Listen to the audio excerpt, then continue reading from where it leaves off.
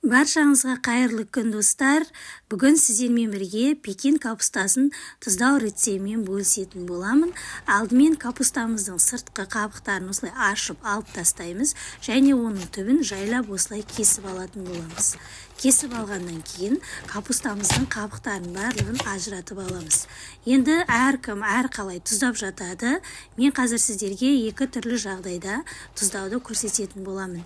Міне осылай капустамыздың қабықтарын барлығын ажыратып аламыз. Ажыратып алғаннан кейін осы қабықтары сиятындай кеңге ыдысымызды алып капустамызға тұз себе отырып барлығын бір келкі орналастырып шығатын боламыз. Міне осындай кеңде ыдысымызға қабықтарымызды салып, оның бетіне тұзымызды сүйіп шығамыз. Барлығын осылай қабықтарымыздың барлығына тұз себе отырып, барлық қабықтарды осылай жайғастырып аламыз.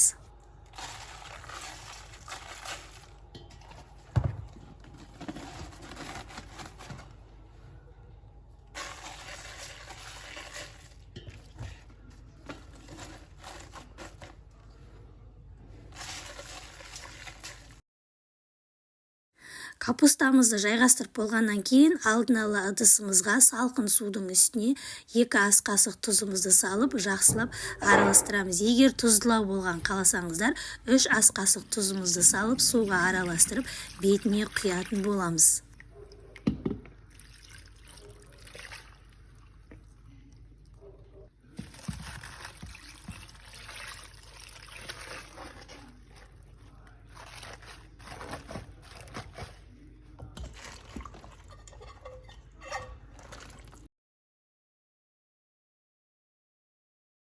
Міне енді суымызды құйып болғаннан кейін үстін ауыр затпен осылай бастырып мұздай бөлмеде сақтайтын боламыз.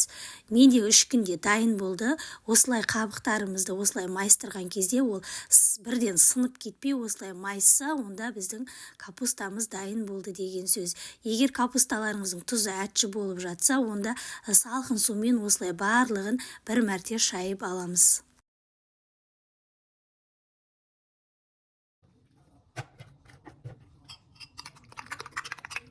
Міне сонымен барлығын салқын суда шайып алғаннан кейін осылай капустаның қабықтарын бір ыдысымызға жазып, оның бетіне аджикомызды жағып, орап дайындай беретін боламыз. Менің осы YouTube каналымда аджиконың жасалу рецебі бар. Сол жерден аджиконың жасалу рецебін көрсеңіздер болады. Немесе өздеріңіз қолдан қызыл бұрыш, сарымсақты қосып блендерден өткізіп, осылай жасасаңыздар да болады. Міне осылай барлық капустамыздың қабықтарына осылай аджикомызды жағып, барлығын орап қайтадан ыдысымызға салып аламыз. Мендегі аджико қатты ащы болмағандықтан осылай барлық жеріне жағып шықтым. Егер сіздердің аджиколарыңыз ащылау болса, онда аздау етіп жағастар. Міне менде капустамның екінші капустамды мен қабықтарын ажыратқан жоқпын. Тек қана осылай ортасынан бөліп алып, бұны да жаңағы тұзды суға салып қойған болатын. Енді осылай жаңағы капустамыздың қабықтарын ажыратпай, осы күйінше арасына тегіс етіп аджикомызды жағып шығамыз. Осылай жасасаңыздар да болады, немесе қабықтарын жеке-жеке бөліп алып жасасаңыздар да болады. Ол өздеріңіздің еріктеріңізде. Мен енді осылай екі түрлі етіп жасадым. Міне барлық жеріне аджикомызды жағып шығамыз. Мендегі аджико ащы болмағандықтан осылай көбірек жағып шықтым. Барлық жеріне тегіс жағып, бұны да осылай жаңағы бір ыдысымызға салып, бастырып, мұздай бөлмеде 1 күн 2 күнге дейін қойып қоятын боламыз.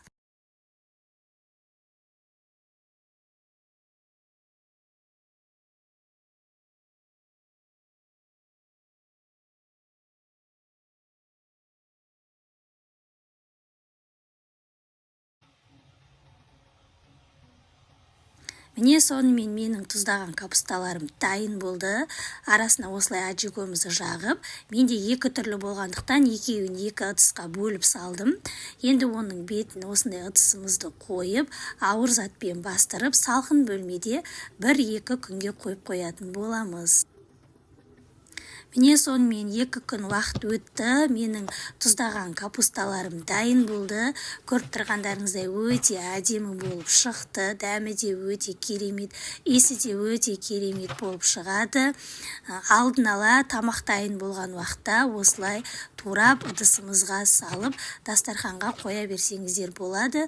Палаумен, бешбармақпен жесеңіздер өте керемет, аппетитті ашатын, өте дәмді болып шығады. Сіздер де дәл осы рецепт бойынша жасап көріңіздер. Егер рецепт ұнап жатса, достарыңызбен бөлісуді де ұмытпаңыздар. Менің каналыма тіркелмеген болсаңыздар, міндетті түрде каналға тіркеліп кетіңіздер. Баршаңызға ас болсын. Сіздермен бірге болған дәмді асхана каналы.